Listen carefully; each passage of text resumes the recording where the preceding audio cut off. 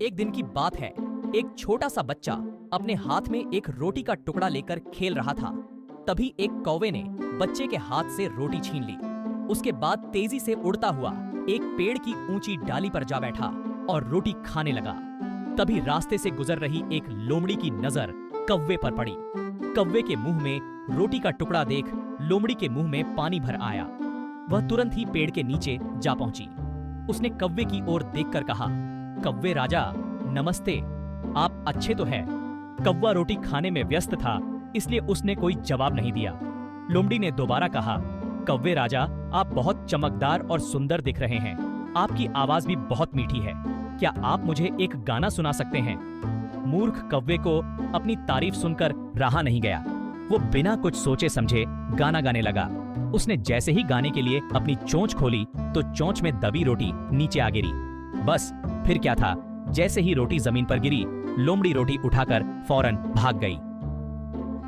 दोस्तों, इस कहानी से हमें ये सीख मिलती है कि हमें हमेशा झूठी तारीफ करने वाले से होशियार रहना चाहिए, दूसरे के बहकावे में नहीं आना चाहिए। कहानी नंबर 2। लालची कुत्ता। एक बार एक कुत्ता खाने की तलाश में इधर उधर भटक रहा था। काफी भटकने के बाद उसे एक होटल के सामने हड्डी का एक छोटा सा टुकड़ा मिल गया। हड्डी का टुकड़ा पाकर कुत्ता बहुत खुश हुआ और शहर के दूसरे कुत्तों से बचने के लिए जंगल की तरफ भागने लगा। रास्ते में एक पुल था। कुत्ता जब नदी पार कर रहा था तो उसे पानी में अपनी ही छाया दिखाई दी। उसे लगा कि नदी में कोई दूसरा कुत्ता है और उसके मुंह में भी हड्डी का एक टुकड़ा है। इस कुत्ते के मन में दूसरे हड्डी के टुकड़े को भी लेने का ख्याल आया। हड्डी के टुकड़े को छीनने के लिए उसने दूसरे कुत्ते पर भौंकने के लिए मुंह खोला तो उसके मुंह से हड्डी का टुकड़ा नदी में जा गिरा।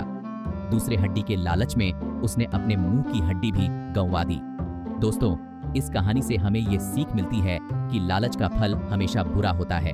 हमें कभी भी लालच नहीं करना चाहिए। फ्रेंड्स, आपको हमारी आज की स्टोरीज कैसी लगी?